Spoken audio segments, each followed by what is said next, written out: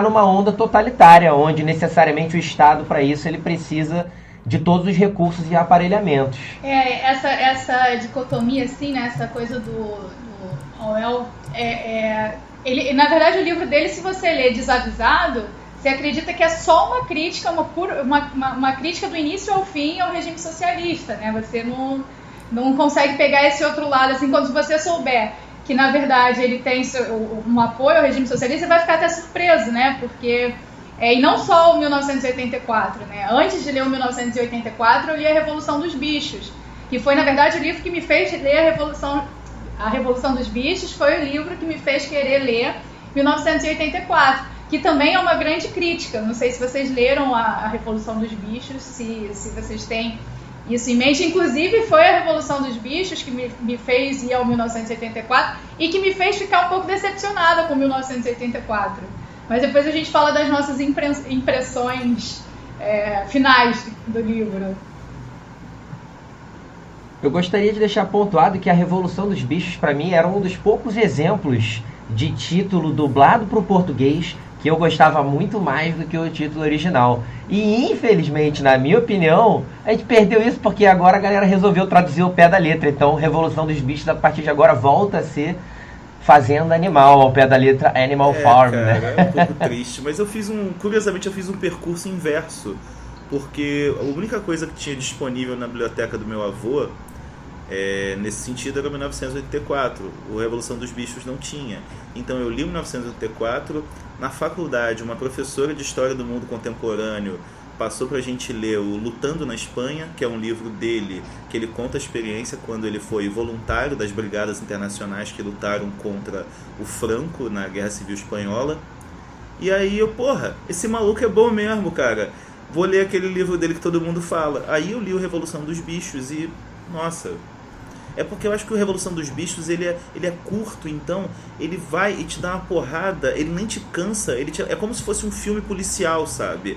Ele é todo perfeito, ele tá sempre numa voltagem alta. O 1984, ele pausa no meio, né? Te deixa respirar. Eu acho que o 1984 ele se difere muito nesse ponto porque o Revolução dos Bichos ele é a revolução em execução e ele ainda dá abertura para as corruptelas que vêm a partir dela. E já o 1984 já é um governo que, sabe-se lá como, mas muito provavelmente através de uma via revolucionária, ele assumiu o poder. E já é a trama no momento em que ele já quer abafar a sua existência enquanto indivíduo, né? Transformando você simplesmente num braço do que é um coletivo. Então acho que talvez a própria ambientação das duas tramas se pareça um pouco diferentes, assim, justamente porque ele está querendo passar dois contextos tanto particulares, assim, do que seria uma revolução e já um governo ganhando maturidade, buscando manipular o poder e a sociedade a partir disso. Gente, e assim, o naufrágio do socialismo marxista idealizado por gente como ele e a consolidação do stalinismo fez com que ele naufragasse nos sonhos dele, mas como ele era um cara esperto, o tubarão não pegou ele, então eu queria só aproveitar o contexto para botar o clássico do Tchacabum, Olha a Onda, Olha a Onda, imortalizado na figura de Kleber Bambam no BBB 1, quando tudo começou.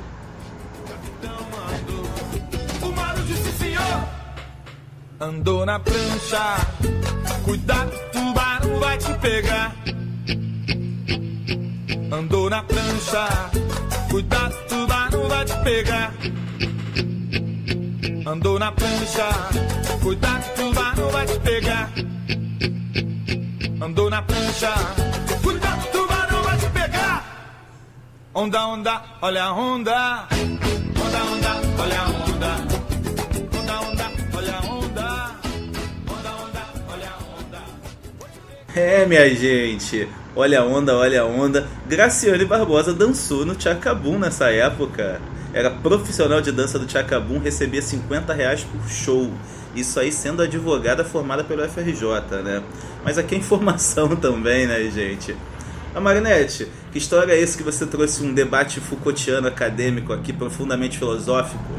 Rapaz, o melhor disso é porque antes da gente começar aqui a gravação do podcast, Romerinho estava aqui no meu lado e eu estava falando de Foucault e ele estava com o guardanapo. Eu comecei a desenhar aqui o panóptico para ele no guardanapo. Eu falei, gente, que saudade de uma mesa do bar onde a gente começa a falar de Foucault no meio do nada e começa a escrever as anotações num guardanapo, né? Na primeira coisa que a gente encontra por aí. Mas é inegável, assim, a gente fazer uma relação da sociedade que está sendo proposta ali no livro de 1984 com a grande obra que o Foucault vai até popularizar. Acho que eu posso falar, né, que Vigiar e Punir é uma obra popular, porque todo mundo que está nas ciências sociais, ciências humanas, em algum momento passa por ele, né, que ele prega justamente... Está no Tropa de Elite, o filme. Verdade, é verdade. Né? Então, posso falar com todas as palavras que é uma obra popularizada, né? Porque o que ele está falando ali no Vigiar e Punir, que é a obra mais popular, né, nesse caso que a gente pode pensar, é numa sociedade que é vigiada, né, ele vai pensar vários viés de uma sociedade que é vigiada o tempo todo. E aí a ideia que ele vai trazer do panóptico, que não é uma ideia original dele, panóptico, mas é uma prisão em formato circular, onde você põe ali um guarda no meio, em que todo mundo pode ser observado o tempo todo. Então, que em um devido momento você pode até... você nem tem certeza se o guarda está te vigiando naquele momento. Ele pode estar de costas, mas só a ideia dele poder, em qualquer momento, estar te vigiando, te põe o tempo todo em atenção. E que isso vai ser transportado para a nossa sociedade, que a gente está o tempo todo sendo vigiado e que a gente pode deixar uma sociedade que era muito mais punitiva e agora a gente tem uma sociedade muito mais adestradora, né? Que a gente está muito mais quietinho para evitar punições. E falando do velho careca, que trata isso muito bem, o Foucault tem uma ideia que define muito bem o que a gente está vivendo agora no Brasil e que eu não sei se a gente enxerga isso em 1984, vocês podem me ajudar, que é a ideia de que na sociedade anterior, a disciplinar, do Estado soberano, o Estado era aquele que fazia matar. Ele matava o indivíduo que estava desconforme. Hoje em dia, o Estado, a sociedade de controle, esse Estado de controle, ele deixa morrer. Ele não mais mata, ele simplesmente deixa 250 mil pessoas morrerem de Covid sem ação, porque é tolerável, porque essas pessoas são aqueles que não têm mais lugar, são dispensáveis, sabe?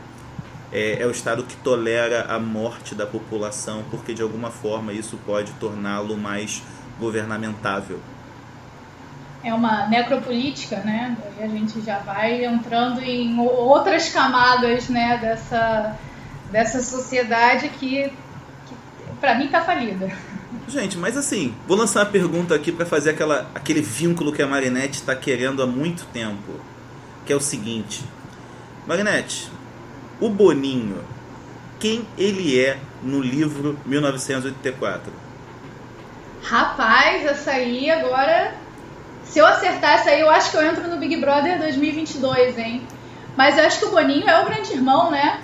Na verdade, não é só o Boninho, tem toda uma diretoria ali, tem roteirista, vários diretores. O Boninho é o porta-voz, então ele é o grande irmão.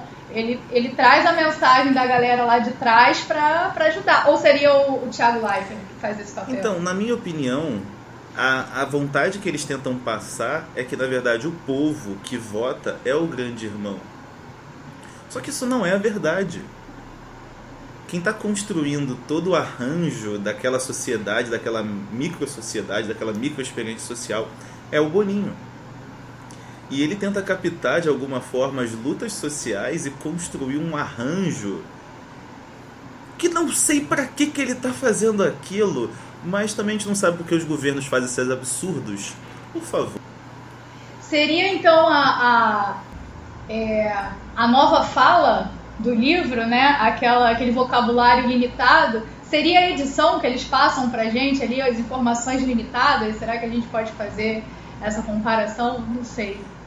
Tô viajando aqui agora. É muito interessante porque dentro desse conceito da nova língua, né, que era essa ideia de fazer uma linguagem purificada, uma linguagem que não tivesse nem mais termos que pudessem colocar as pessoas num caminho dissonante daquele do governo, tem a ideia da dupla língua, que é você acreditar numa coisa ao mesmo tempo que em outra.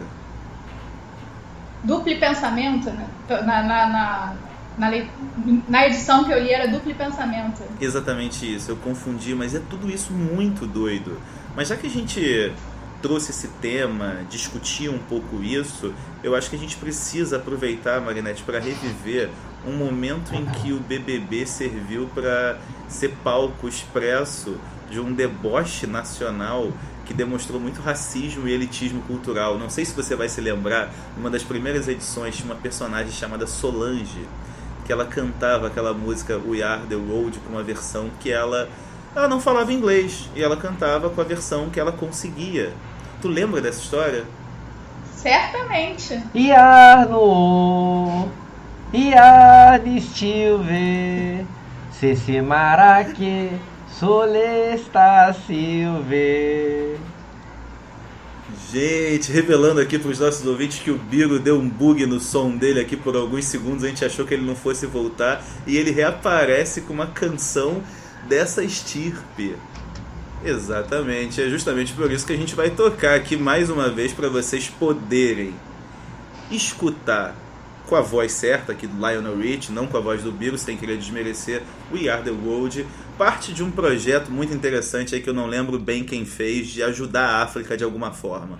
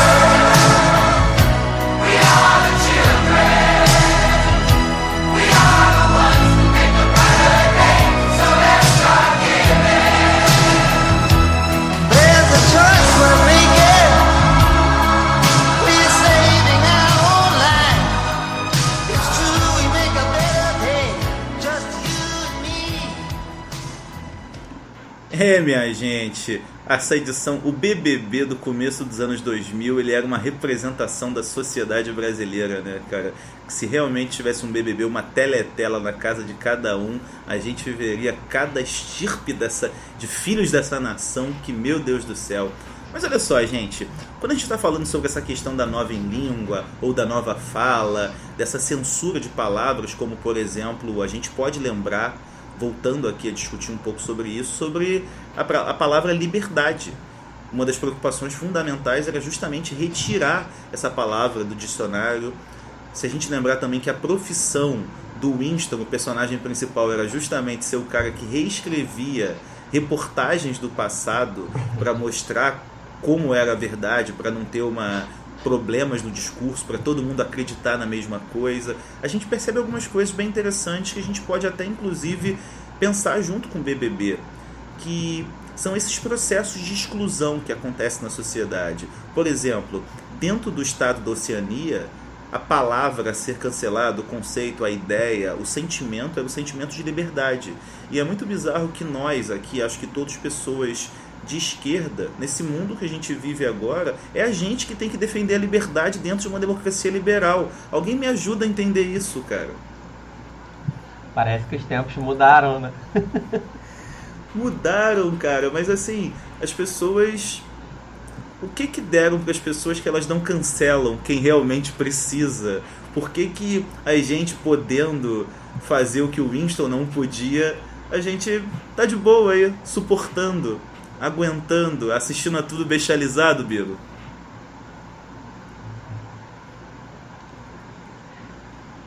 O cancelamento, agora tá me fugindo qual é a expressão que eles usam, vaporizar, né? Uma pessoa que é vaporizada no livro, será o cancelamento deles, né?